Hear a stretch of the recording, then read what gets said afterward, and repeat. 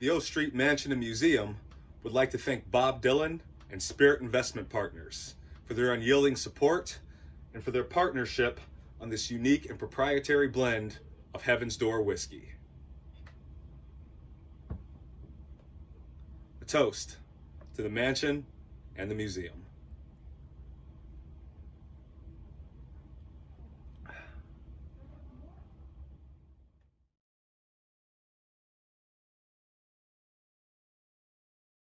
Welcome, everybody, to the O Museum's virtual Green Room sessions. My name is Susie Markland, and I'm here today with Ted Spiro, president of the Mansion on O Street, and Dr. Dredd, founder of RAS Records and author of The Half That's Never Been Told, The Real-Life Reggae Adventures of Dr. Dredd. All donations will go to benefit the O Museum Foundation in the Mansion on O Street. The mission of the O Street Museum Foundation is to promote healing through music, art, and sports. Their programs have provided safe places for creators to create and then share those creative works with the world. The philosophy is that the arts provide an outlet to get thoughts and ideas into the open. And through the arts, people have shared experiences that bring them together and inspire us to be better and kinder. The O Museum Foundation has helped many artists that we all know and love, too many to name. And the O Museum not only supports their programs, but they also support many other charitable foundations aimed at making the world a better place. So please visit omuseum.org for more about this magical place and consider a donation to help them to continue this important work. So now I can't think of a better way to introduce our guest tonight other than to read an excerpt from his book, The Half That's Never Been Told. This introduction was written by Bunny Wailer of the Wailers. Dr. Dredd is one of the few international producers to travel to Jamaica and engage the singers and musicians not only in business, but also as a unique people of Jamaica. He bought a home in Portland to extend that relationship. So I've always had a good feeling about him as a person, not just taking out and away, but giving back. Dr. Dredd has been a very serious contributor to the global value of this great reggae music. RAS Records has been, and somehow still is, the record label responsible for so many of the talents, including myself, who have been established coming from Jamaica, and his eloquence surrounding this great music is enormous. Welcome, everybody. We have a very special edition here of the Green Room with Dr. Dredd, and we're just very fortunate to have him here. And of course, we have found out that he spent a lot of time in the mansion over the years and has sent many people here to stay and play and just enjoy the magic of the mansion, and we really appreciate it. But for the next 45 minutes or so, we're going to go through a little history lesson and find out, the whole story of Dr. Dredd and how everything became the way it was. So welcome. Thank you. It's great to be here. So we're in Washington, D.C. You grew up in the area back in the 60s, 50s, 60s, whatever. You're going to high school. You're growing up in the 60s and did all those 60s things like, partaking in drugs and music and everything else and kind of wandering around, going upstate New York. Tell us what happened in your head. How did you end up in Jamaica? Well, it is true. I was born in 1954 at George Washington University Hospital, right here in DC, lived through the 60s, protested against the Vietnam War, graduated in 72 from high school in Bethesda Chevy Chase High School. And instead of going off to college like most kids in suburban Maryland, I decided to get on a plane by myself at 17 and go to Colombia, South America. So I was smoking lots of weed at the time and, was kind of not too enamored with the whole situation in Washington and suburbia and wanted to just get out and experience the world. So after staying there for over a year, and Nixon resigned while I was in remote Ecuador, I came back to Washington, D.C., and a friend who lived on MacArthur Boulevard in a home that used to be, rented by the Starland Vocal Band. He played me Bob Marley's Catch a Fire and The Harder They Come in 1973. And the way he tells it, he created a monster. Other people say that I was infected with reggae myelitis.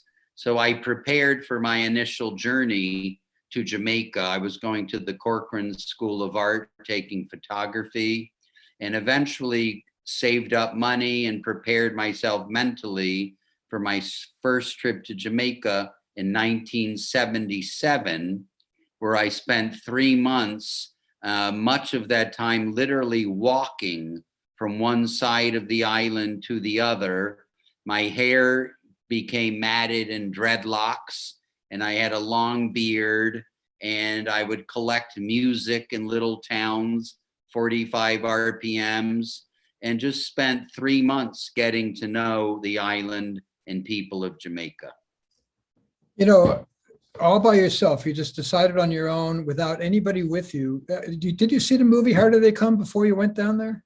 Yeah, I saw it, early back in 73 when I heard the soundtrack. And I met someone down at the Corcoran School of Art who told me a guest house I could stay at in Montego Bay. And so I walked from the airport to the guest house, and they said to me, "We've never rented to a white man before, but we don't see why that would be a problem." So I remember when I settled back in my room and I was burning a spliff, because it's easy to find weed in Jamaica, I heard Bob Marley's song, The Rasta Man Chant, coming, wafting into my room. And I realized that I was really in Jamaica. But, after I watched that movie, I thought there's no way I'm ever going there. The violence and the drugs and everything. It wasn't an inviting country to me, but Well, you saw it otherwise.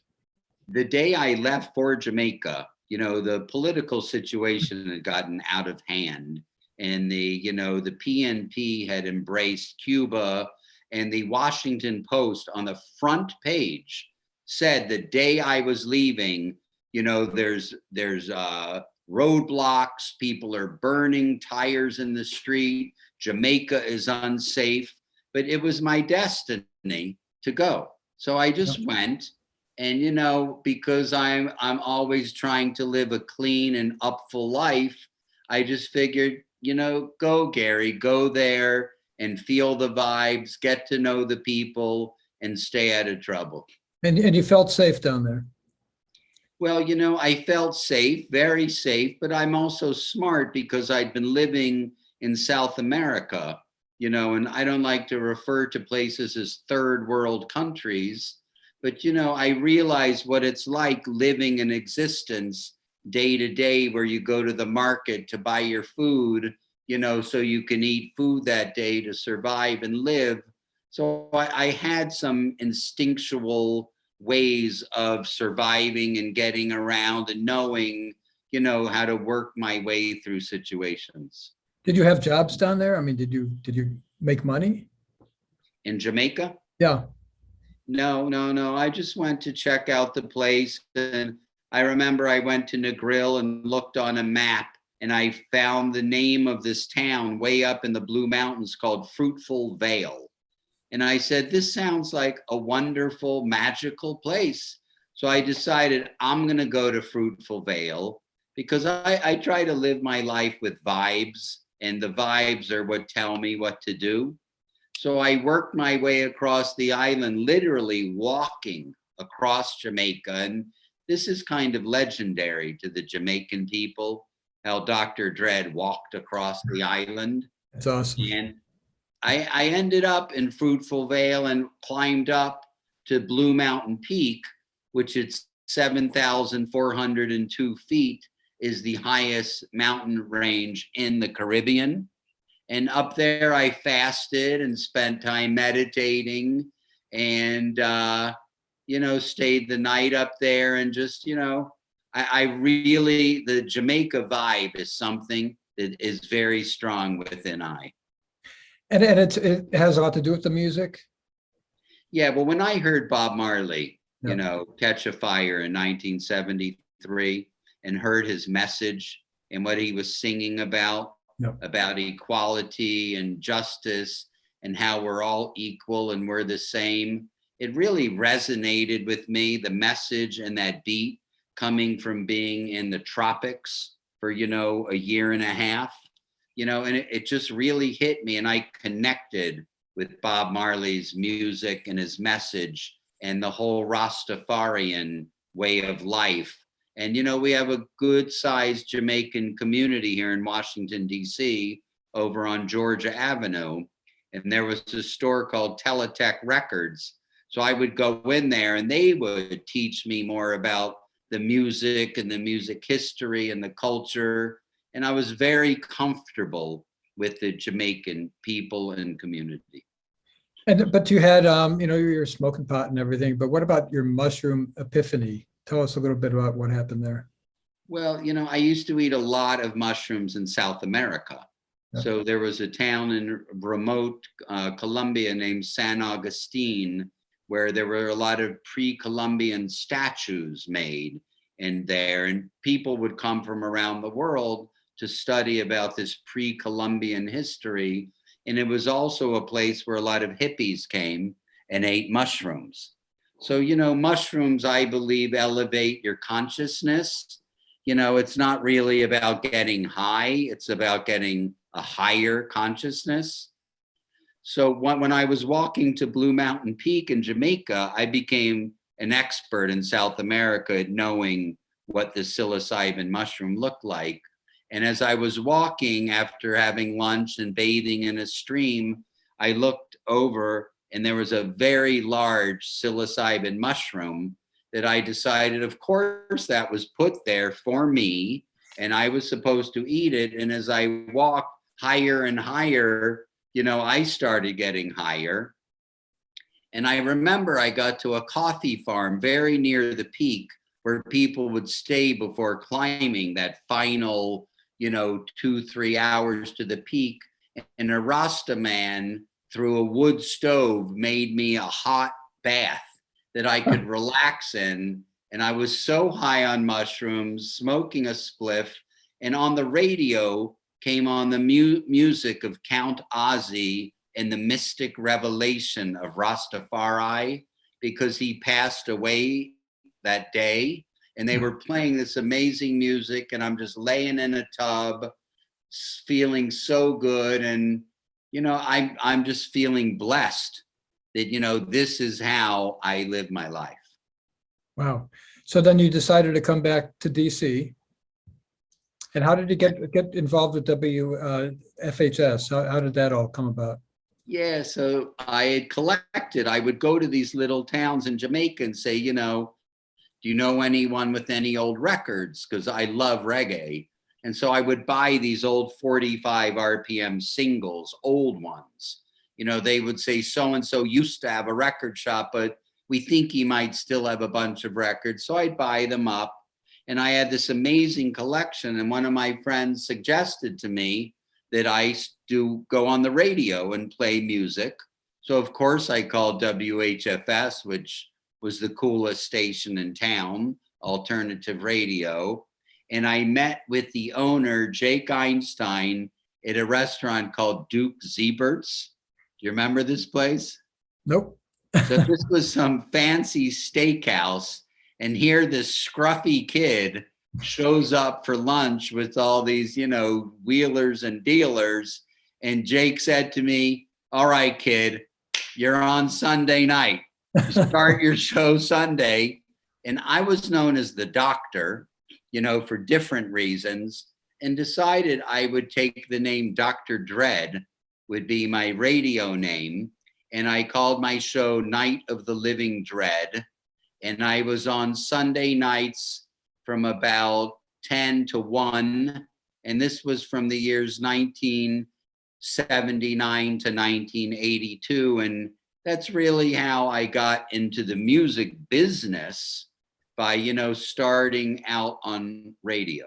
Sure. But, I can't imagine, back in the early 60s, the Beatles come on TV, it changes the world as we know it. You know, I'm trying to see it through your eyes. You're in Jamaica, and there's another incredible volume of music that the world knows nothing about. And you're going from town to town collecting this music. I mean, you must have felt like you've got the riches in your hands. You can't wait to present it.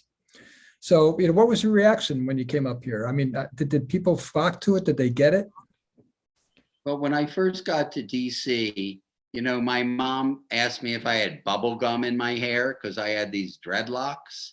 And I just decided I'm not feeling the vibe in DC.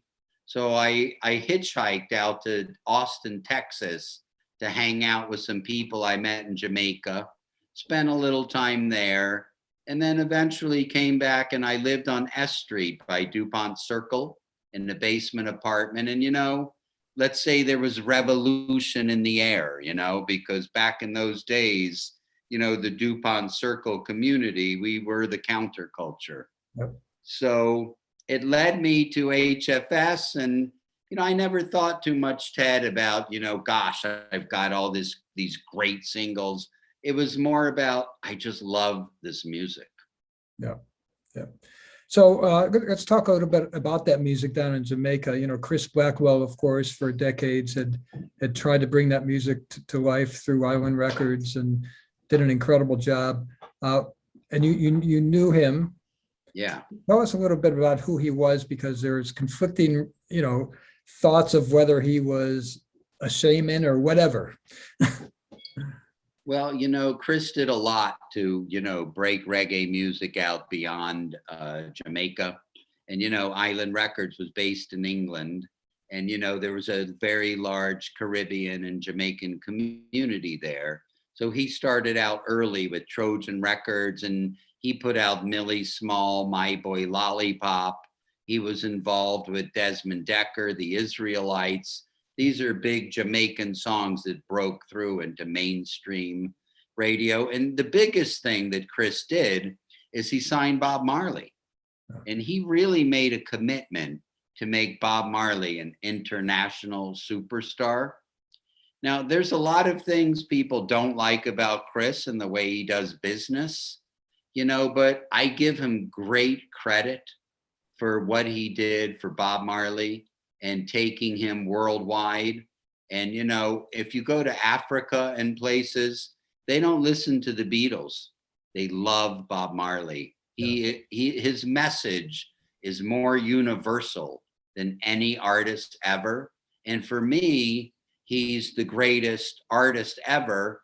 You know, I could argue Bob Dylan is the greatest songwriter ever, but as far as someone being able to reach more people worldwide, you know, Bob Marley is the one, and Chris Blackwell is the one that made it happen. Sure, sure.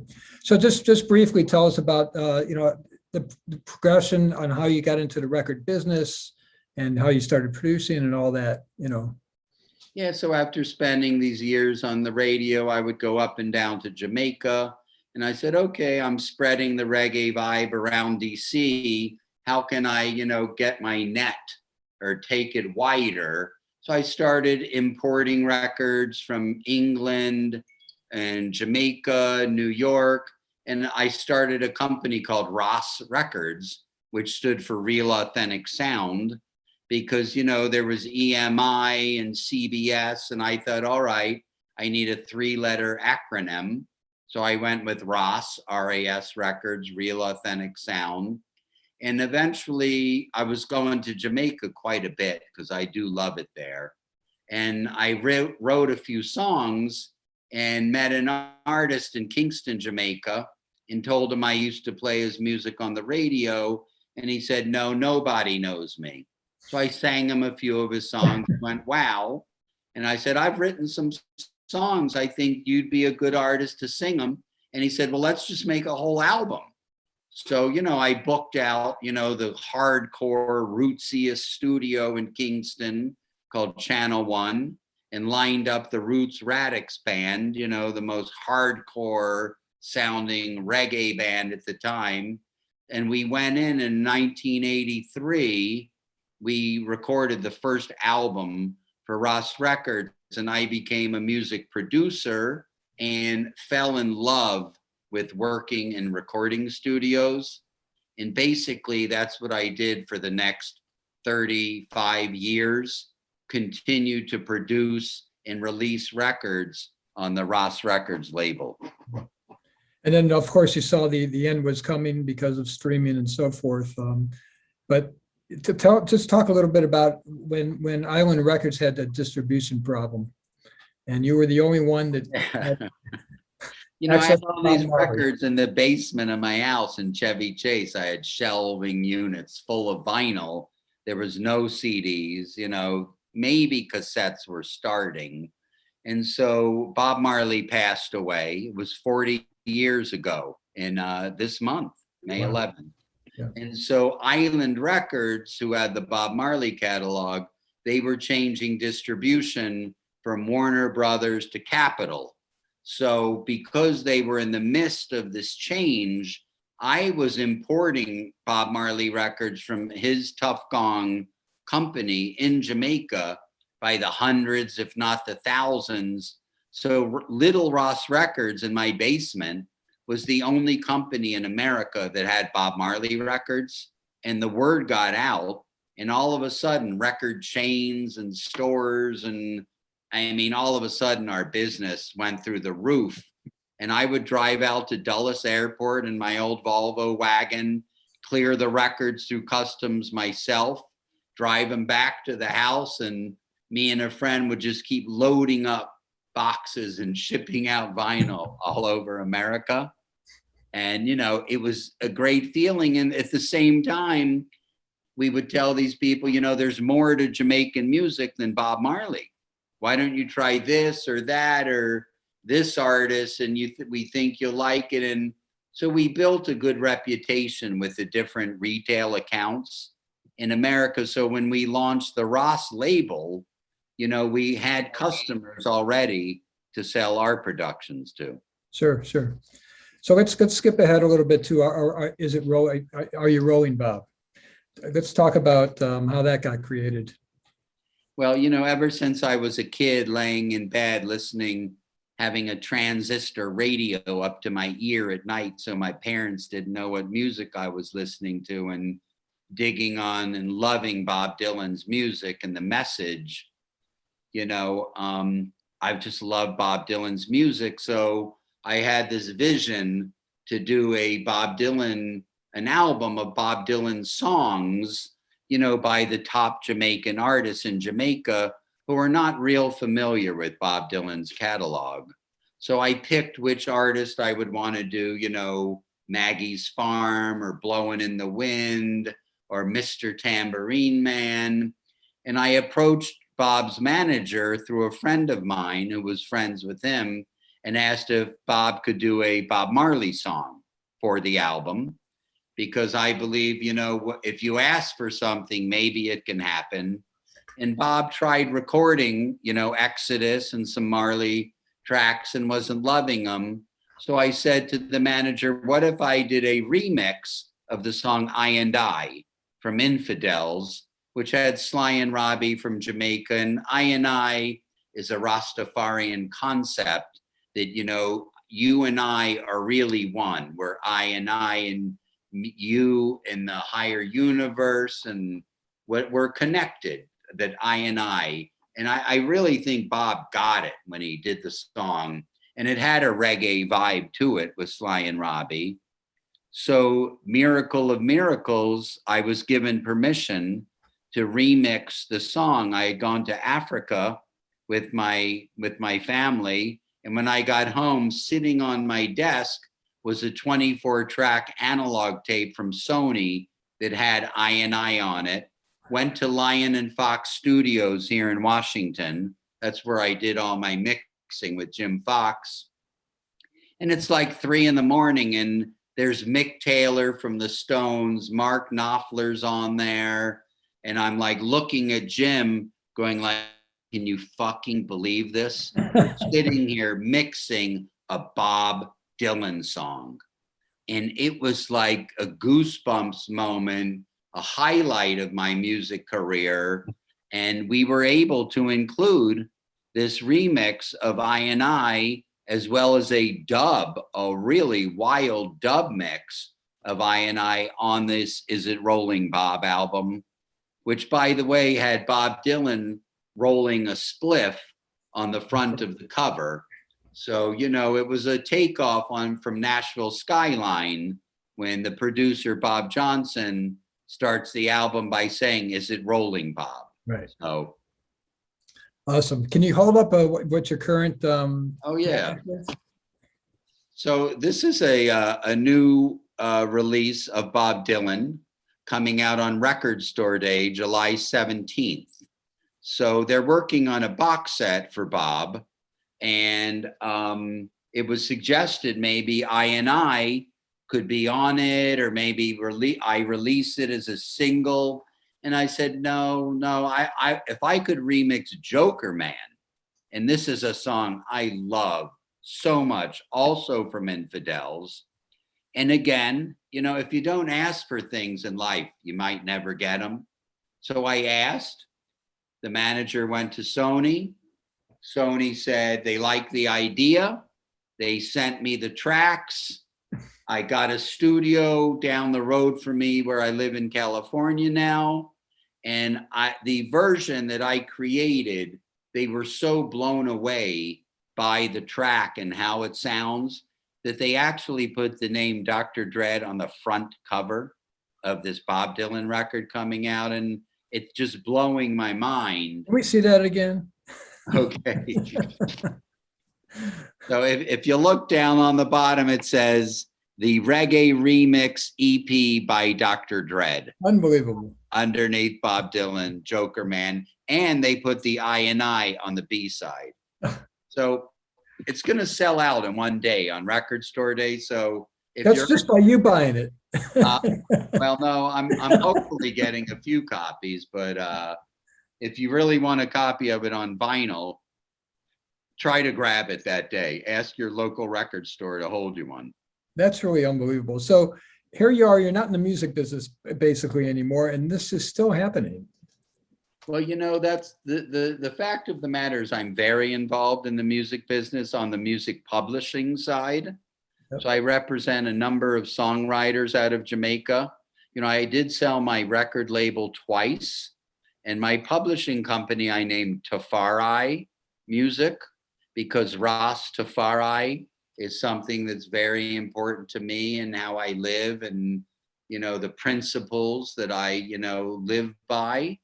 And I never sold my publishing company, and it represents some of the top artists ever in Jamaica. So I'm still involved with the music every day with artists from Jamaica. And I went there right before COVID, and I'm looking forward to going there again.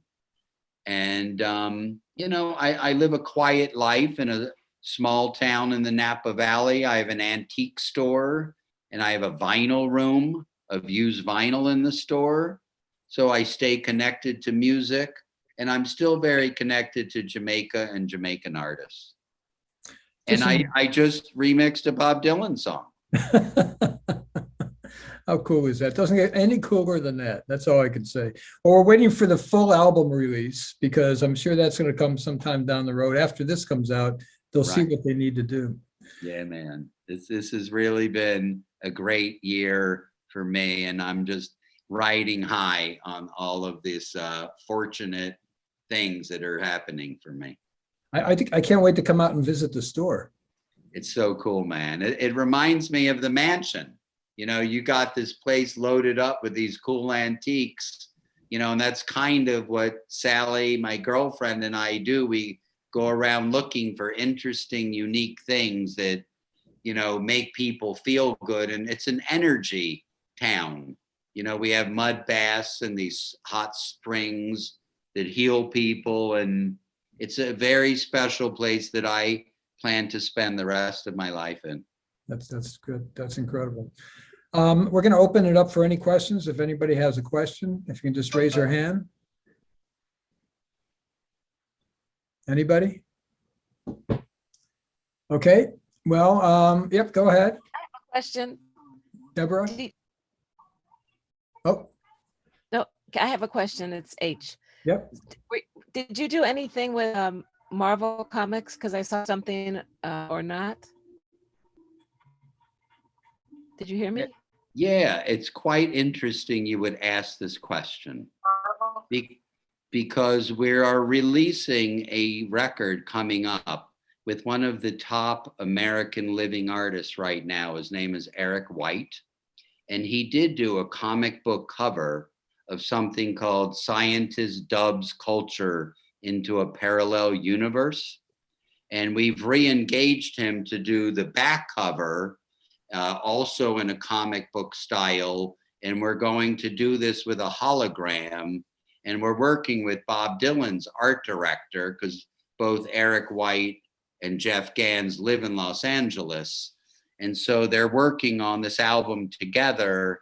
And it's pretty exciting, just the artwork alone, you know, to be working with Eric White, who happened to also do the oil painting that is the front cover of Is It Rolling Bob? So things come around and go around in interesting ways. Deborah, do you want to unmute yourself? There we go. I do. I'm tangential. It's what I do. I'm wondering if in your DC escapades you had any experience with Bad Brains.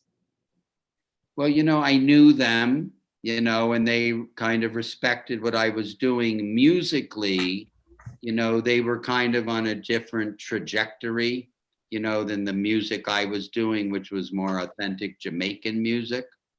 But, you know, I thought what they were doing was cool, and I'd go see them at the 930 Club and things like that back in the day. But I never had any actual music, you know, work runnings with them. I did try and branch out once beyond reggae with Dave Grohl, who was eventually in, you know, he's in the Foo Fighters now, but he was in, what's the band in Seattle that Dave Grohl was in as the drummer? Kurt Cobain. Kurt Cobain. Nirvana. Nirvana. Yeah. So they had a band here called Scream. They were a bunch of kids from Virginia. So we actually went to Lion and Fox Studio here, you know, made an album, but it never really did anything because maybe I'm just supposed to stick within reggae. So I tried, and I love all music, but yeah, the Bad Brains, their type of music wasn't really something that was what I was doing.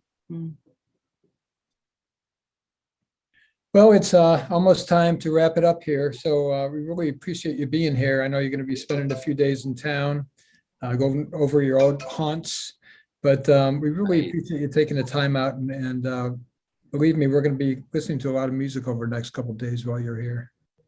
Yeah, I'm looking forward to playing you the remix of Joker Man. It's pretty exciting, Ted. It will give you a whole new perspective of the song. And I really appreciate, you know, being your guest today. And I love everything that UNH are doing, both for the music community, for what's going on in Washington, D.C.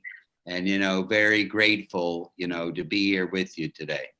Well, thank you for joining us, and hope to see you next time in the green room. See y'all. Thank you.